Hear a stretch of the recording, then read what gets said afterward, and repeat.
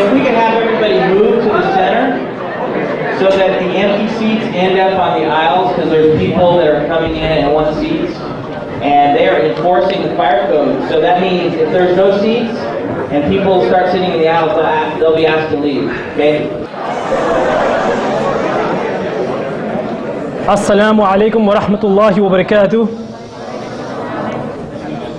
May God's peace, blessings, and His mercy be upon you all this evening.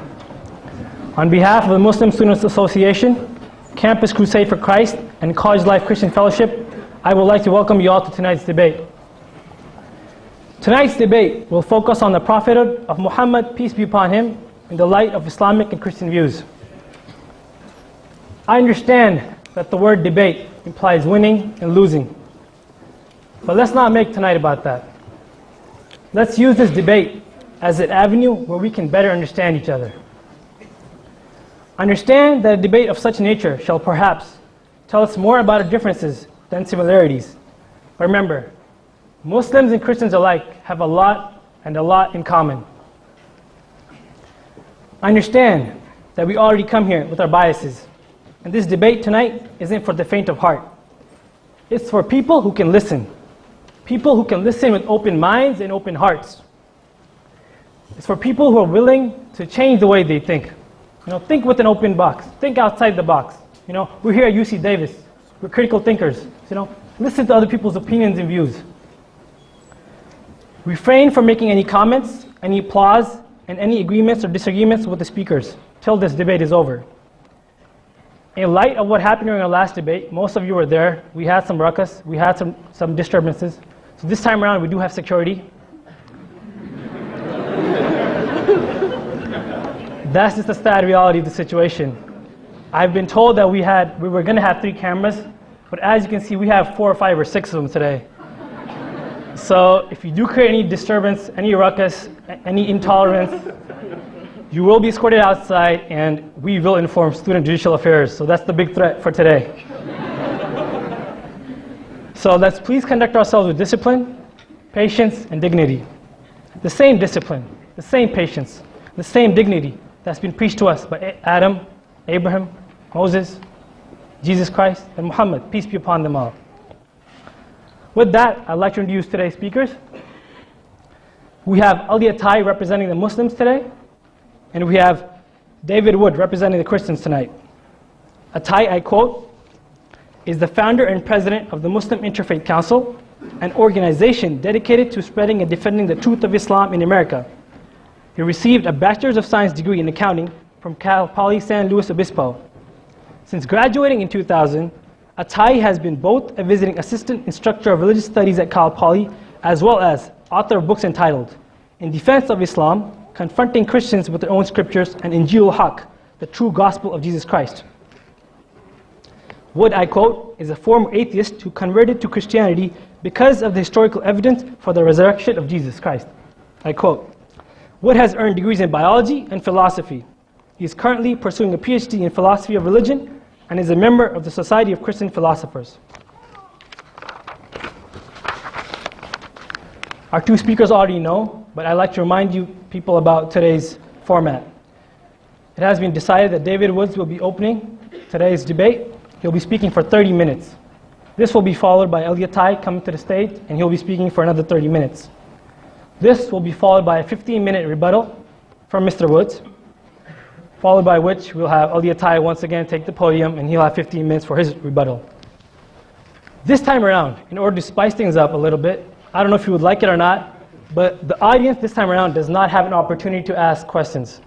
What's going to happen instead is the 2 speakers can ask each other 5 different questions. They'll have a max of 3 minutes each for each response. After this session, Q&A session, David was going to come up to the stage and give his conclusion in 5 minutes. This will be followed by another conclusion from Ataie. And that's how tonight's going to be.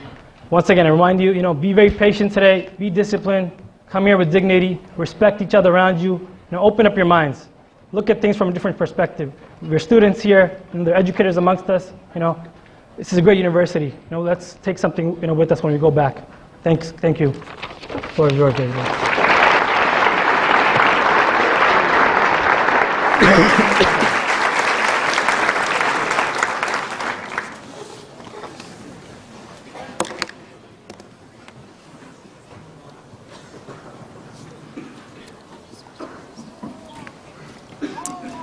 Well, good evening. I'd like to thank the Muslim Student Association and College Life and Campus Crusade for Christ for sponsoring the debate tonight. And I'll just say that I think it's great that out here in Davis, California, Muslims can get together with a Christian group that has Crusade as part of its name, and everyone gets along. That's some good stuff. It may have taken us 1,000 years, but we're all here, and that's what counts. I'd also like to thank Ali for his willingness to debate such a sensitive issue. I have always been impressed by people who are willing to lay their beliefs on the table and say, go ahead, take your best shot. And Ali is one of those people. In fact, Ali is the one who chose our topic tonight. He was ready to put his faith in Muhammad to the test in public. And that sort of confidence is admirable. I do want to warn everyone here, again, that this is not going to be pretty. We're not here for an interfaith picnic. Interfaith picnics are great, but this is a debate. We're not here to affirm one another's faiths. I'm saying that Ali is wrong about Muhammad, and he's saying that I'm wrong about Muhammad.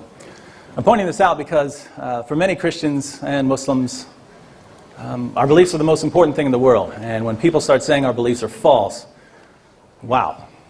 To be honest, I'd rather have someone say something I don't like about my wife or mother than about King Jesus. But at the same time, I recognize that people disagree with me, and that it's important to understand their reasons for disagreeing with me.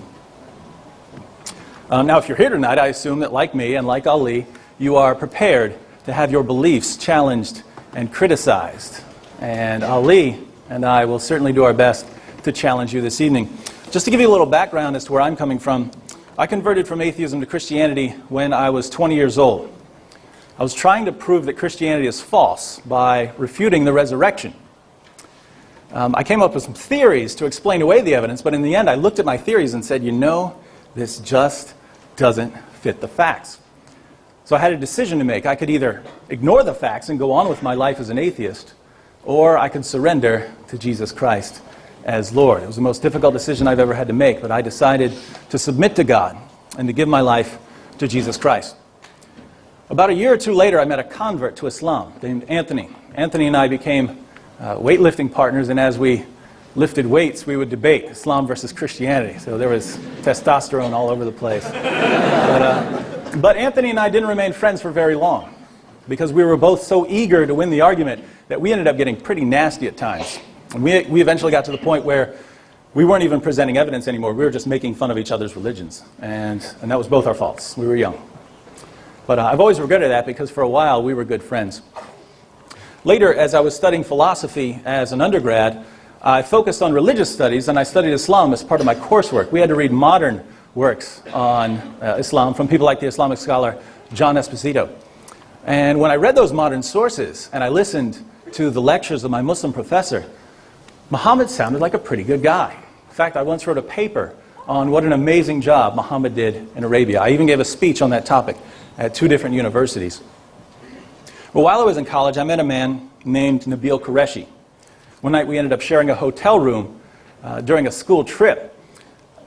That first night, before we went to sleep, I was reading my Bible, and Nabil was putting away his clothes. And all of a sudden he said, "So, are you a hardcore Christian?" And I said, "Yes," and it was on. And it was fun, too, because Nabil is one of the smartest people I've ever met. Later that weekend, we stayed up all night debating. In the middle of it all, I stopped Nabil and I said, "Look, I know what you believe. But if what you believe is wrong, if what you've been taught all your life is false, do you really want to know it?" And he said yes and no. He said yes, because I want to know the truth about God, and no, because leaving Islam would destroy my life. But then he said that his desire for truth outweighs his desire for comfort in this world. Nabil and I became best friends, and we still are. But we spent 4 years of our lives arguing with one another. We discussed Jesus and Muhammad, the Bible and the Quran, the Trinity and Tawheed. We went to scholarly sources, we watched debates, we talked to scholars, we read books, we wrote down our arguments so that other people could examine them. And it was in the course of that dialogue that I was able to weigh the evidence for Islam and to examine my reasons for rejecting Muhammad as a prophet. So the case that I present to you this evening is something that came out of a careful dialogue between best friends. Tonight I'll just be able to summarize why I don't believe in Muhammad. That's the downside of public debates. There's never enough time to cover everything, but we should be able to cover quite a bit. Just to give you a quick outline, I'm going to begin by talking briefly about why Christians are pretty suspicious when it comes to Muhammad. The debate tonight isn't about Christianity, we're focusing on Muhammad, but there are a lot of Christians here, and so I'd like to take a few minutes explaining why Christians disagree with Muslims on this crucial issue. After that, I'll discuss two popular arguments for Islam, and I'll try to explain why these arguments don't work. And finally, I'll address the reliability of Muhammad in terms of certain details of his life that many people find objectionable. So first, why don't Christians believe that Muhammad was a prophet? Well, the most obvious answer would be that Christians believe the gospel.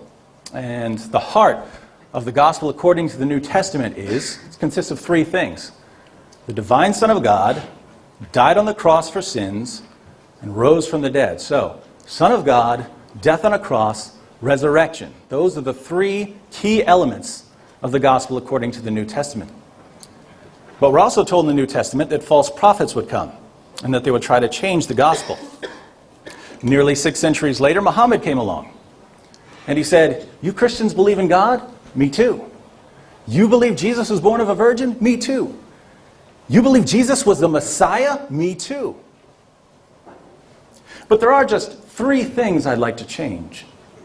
1, Jesus wasn't the Son of God. 2, he didn't die on the cross. And 3, he didn't rise from the dead. Now when a Christian hears that, an alarm goes off. Hey, wait a minute, those are the 3 most important things. He's changing the gospel, just like Jesus and the apostles said. Now those of you who are Muslims would say Muhammad didn't change the gospel. Muhammad restored the gospel. Christians changed the words of Jesus. Muhammad just fixed all the errors that Christians added over the centuries. But here we find a problem. You see, when Muhammad preached in Arabia, there weren't a lot of historians around. People didn't have many writings from the 1st and 2nd century. What this means is that Muhammad could pretty much say whatever he wanted to say about Jesus, and no one could prove him wrong. So Muhammad could say, as he does in Surah 4, 157, that Jesus was not killed, nor was he crucified.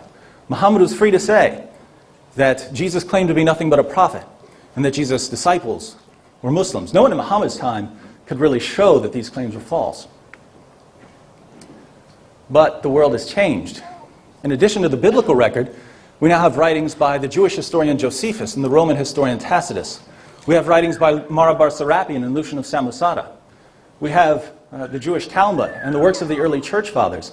We have an unbroken chain of testimony going back to Jesus' followers, and of course we have the historical method and tools for textual criticism. So now we have the ability to test whether Muhammad's claims about Jesus line up with history.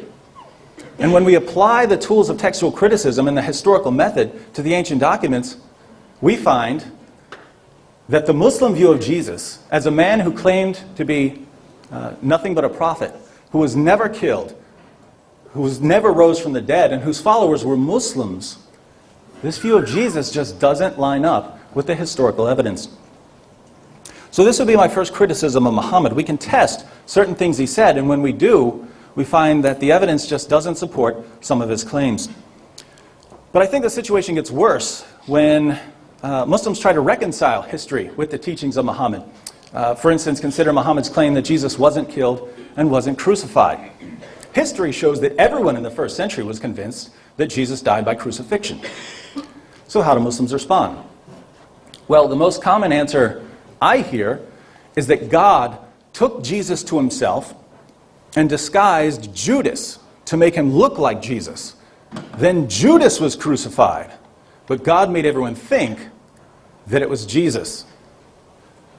Now, when I hear explanations like that, all I can think is, that's your story?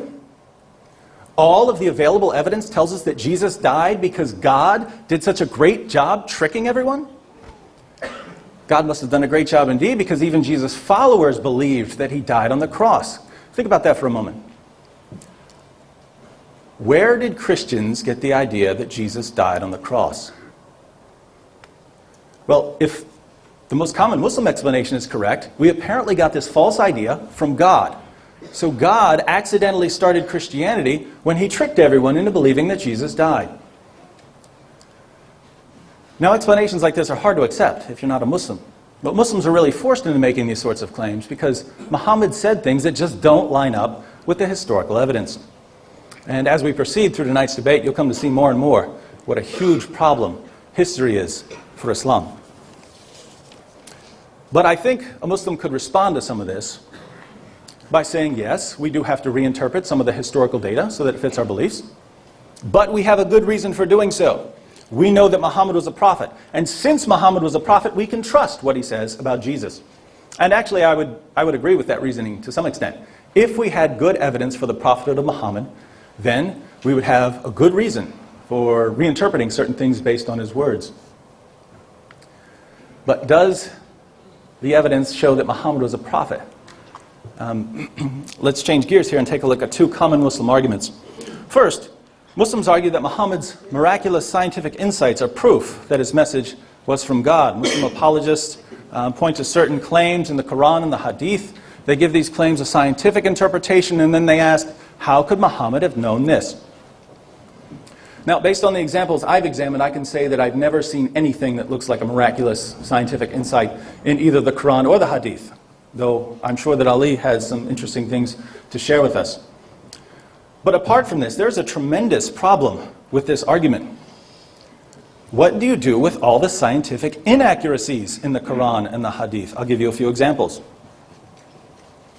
In Sahih al-Bukhari, Muhammad tells his followers, if a fly falls into your drink, dunk the fly in the drink, because one of the fly's wings has a disease, but the other wing has the cure for the disease. Is that scientifically correct?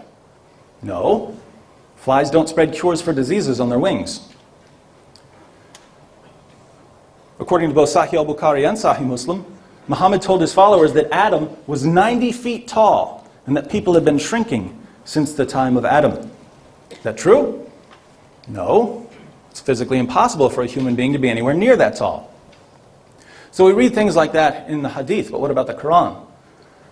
Well, Surah 1886 tells us that Alexander the Great traveled so far west, he found the place where the sun sets. According to the Quran, the sun sets in a pool of murky water. Do you know what stars are, according to the Quran?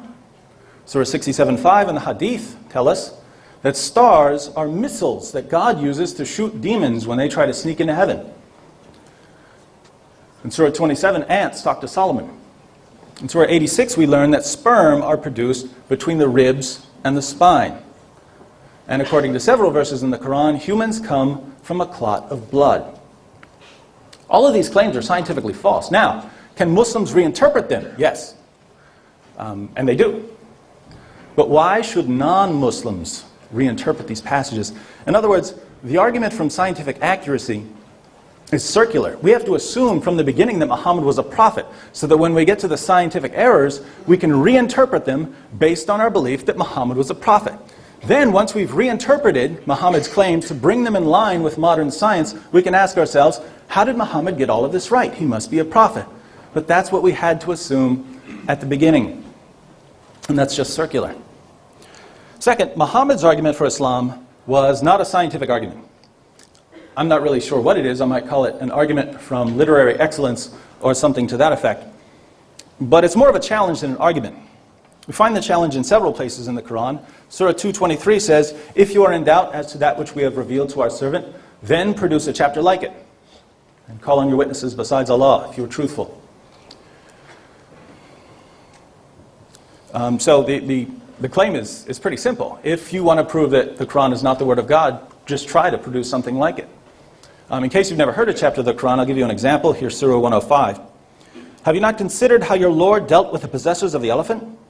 Did he not cause their war to end in confusion and send down to prey upon them birds and flocks, casting against them stones of baked clay, so he rendered them like straw eaten up?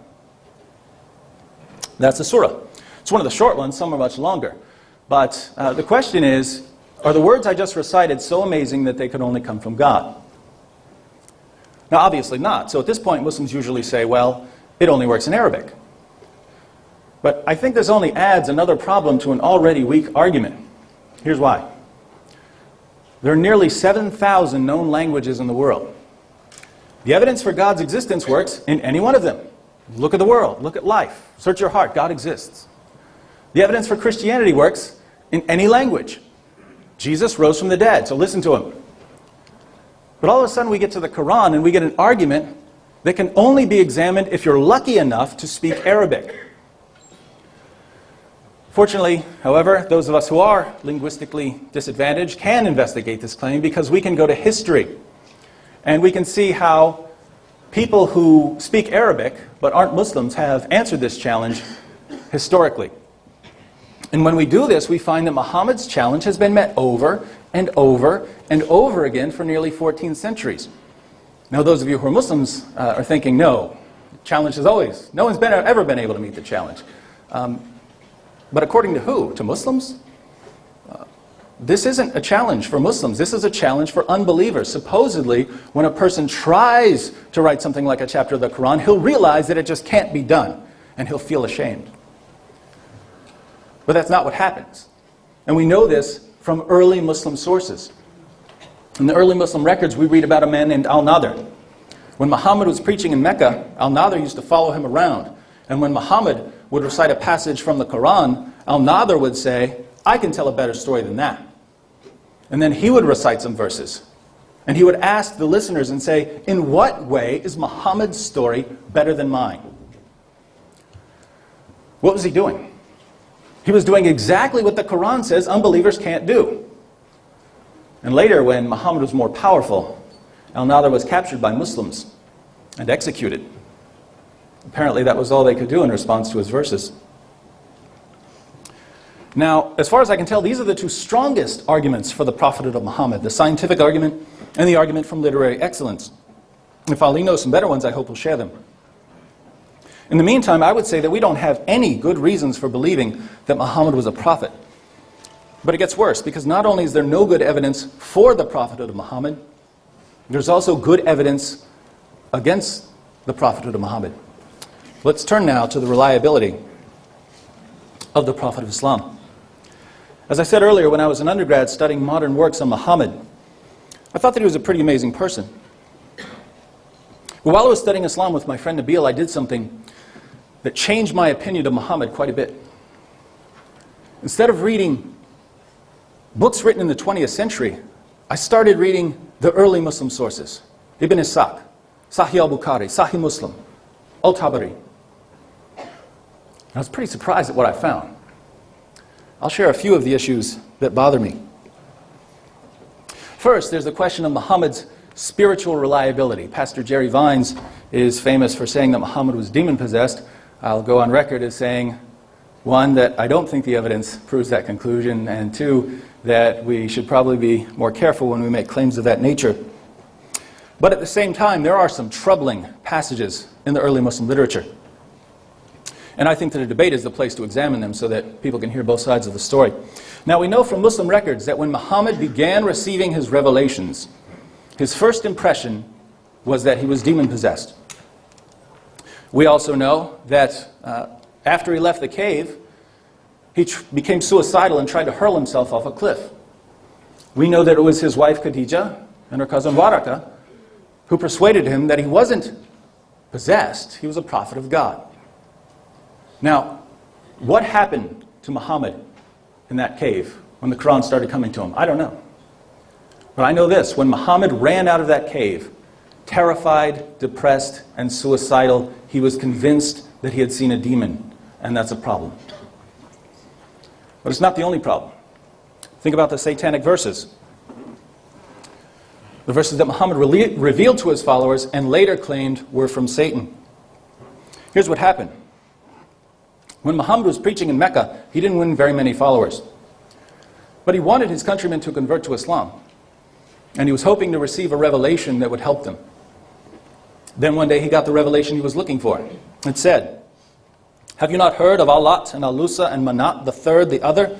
These are the exalted cranes whose intercession is to be hoped for." That's what Surah 53 originally said. It said that in addition to Allah, there are three goddesses that Muslims can pray to, Allat, Alusa, and Manat. Muhammad delivered these revelations to his followers. He bowed down in honor of them, and then his followers bowed down with him. But a little later, Muhammad came back and said that these verses, which he had delivered as part of the Quran, weren't really from God, they were from Satan. So when you read Surah 53, keep in mind the fact that it originally promoted polytheism and that Muhammad couldn't tell the difference between a revelation from God and a revelation from Satan. Those are problems. It's also interesting to note that at one point late in life, Muhammad was the victim of a magic spell that lasted about a year. According to several passages in Al-Bukhari, one of the Jews stole Muhammad's hairbrush and used it to cast a spell on him. Ibn Ishaq tells us that Muhammad was bewitched during this time, and Al-Bukhari adds that the spell made him delusional. So according to Muslim sources, God's greatest prophet was under a spell for a year. And so we look at the historical records and we find, one, that Muhammad originally thought that he was demon-possessed, two, that he became suicidal when he started receiving his revelations, three, that he delivered verses from Satan, and four, that people could cast spells on him. Muslims look at all of this and say, no big deal. I look at it and say, maybe there's something wrong here. Second, Muslims claim fairly regularly that Muhammad was a man of peace. I have absolutely no clue what sources they're reading when they say this. The early Muslim records are filled with acts of extreme brutality by Muhammad and his followers: assassinations, executions, beheadings, torture. We find Muhammad ordering people to assassinate people for writing poetry against Islam. We find Muhammad ordering people to assassinate people for insulting him. I'll give you a few examples. Ka'b bin al-Ashraf was a Jewish merchant. He never physically attacked Muhammad or his followers, but he did write some pretty harsh poetry. So one day Muhammad ordered his men to assassinate Ka'b, and they did. They cut him from his stomach down to his groin over poetry. According to Muslim sources, a man named Abu Afak, who was more than 100 years old, wrote a poem criticizing the Muslims. Muhammad said, "Who will deal with this rascal for me?" Salim agreed to do it. He waited until Abu Afak was asleep, and he stabbed him through the liver over poetry. When a woman named Asma heard that Muhammad had murdered an old man for writing a poem, she wrote a poem in retaliation. She called on people around her to stand up to Muhammad. When Muhammad heard about it, he said, "Who will rid me of Marwan's daughter?"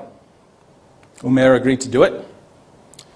He went into her room, found her with her 5 children, one of whom she was breastfeeding, and he stabbed her to death over poetry.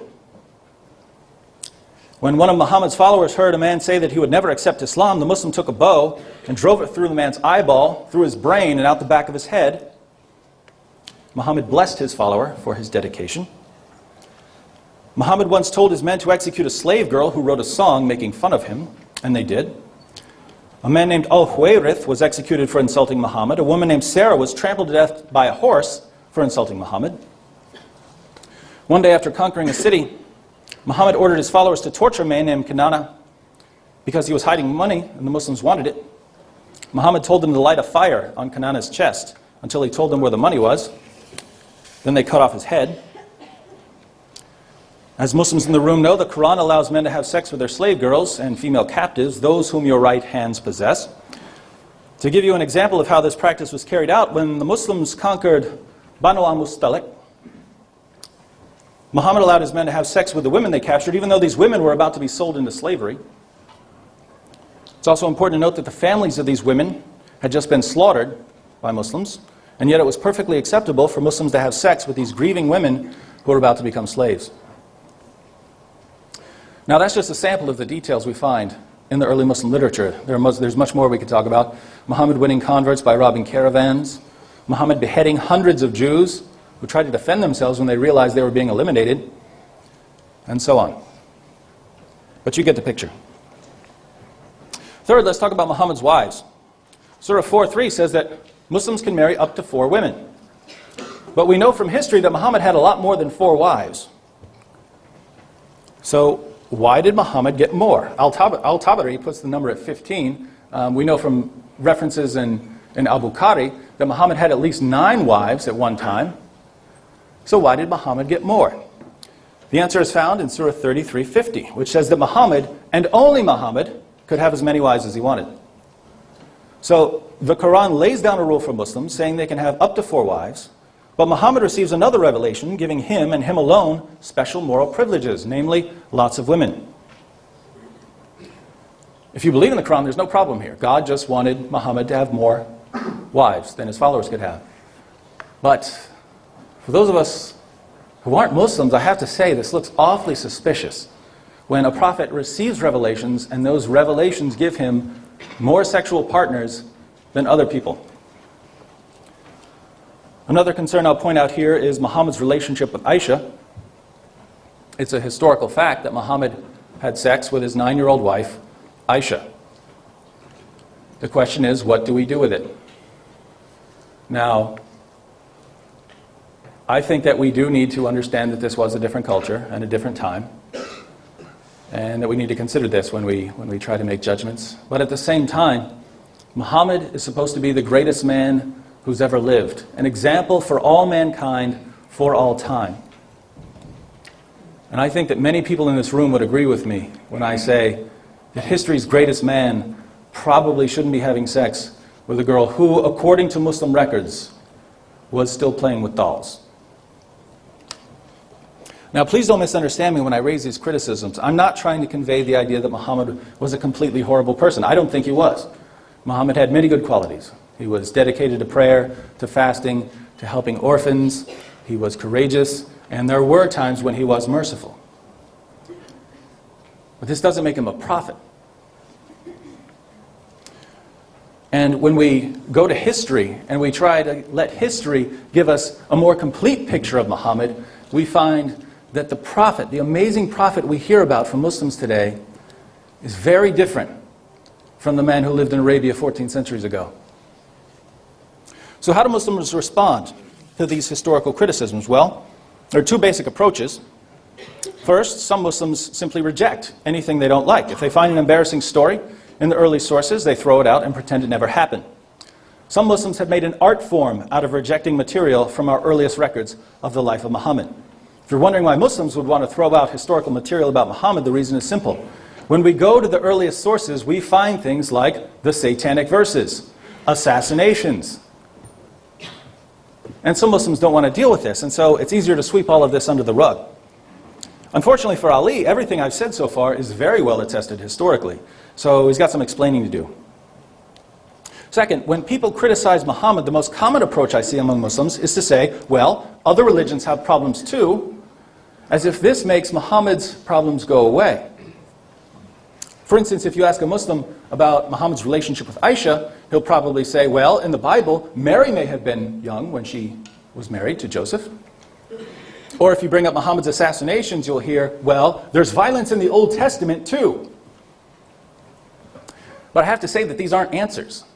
In fact, in logic, this approach is considered a fallacy. It's called the tu quoque. The tu quoque works like this. Suppose you catch me lying, and you say, David, you just told a lie. And I say, well, you've lied too. You see the problem? Even if it's true that you've lied, it wouldn't change the fact that I lied. And so that's why this is a fallacy. Similarly, if the historical records tell us that Muhammad ordered his followers to torture a man for money, Muslims can't simply say, but there are bad things in the Bible. It's not an answer. It's true that there are some tough passages in the Bible, and Christians need to be able to give answers for these passages. But the point remains, we're not here to talk about Christianity.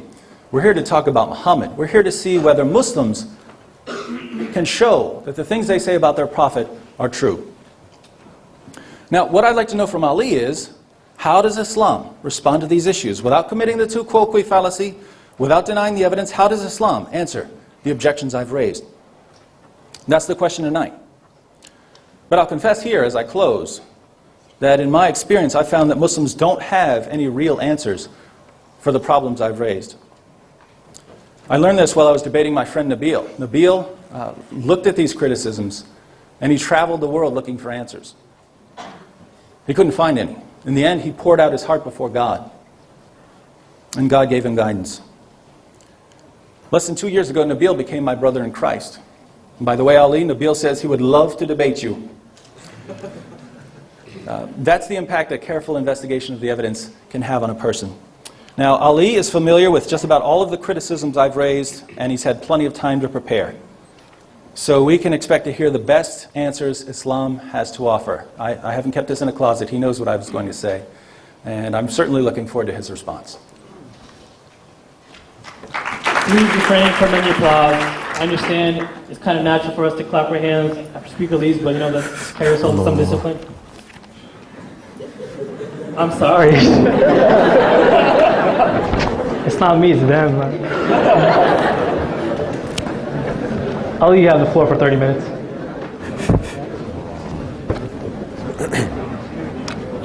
السلام عليكم.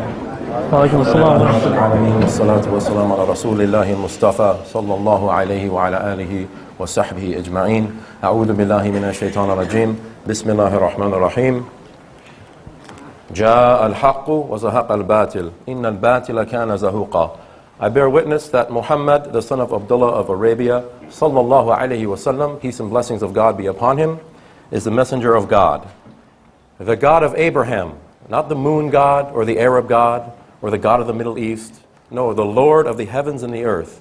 Adonai Elohim, Allah subhanahu wa ta'ala. When Jesus Christ, peace be upon him, prostrated himself on the Mount of Olives and worshipped God, that is the same God, we believe, who sent Muhammad, peace be upon him, 6 centuries later. I believe the Prophet was who he claimed to be. He said, Ana Sayyidul Bani Adam, wala fakhri. I am the master of the children of Adam, and I do not boast. He said, Ana khayrul khalqillah. I am the best of creation. We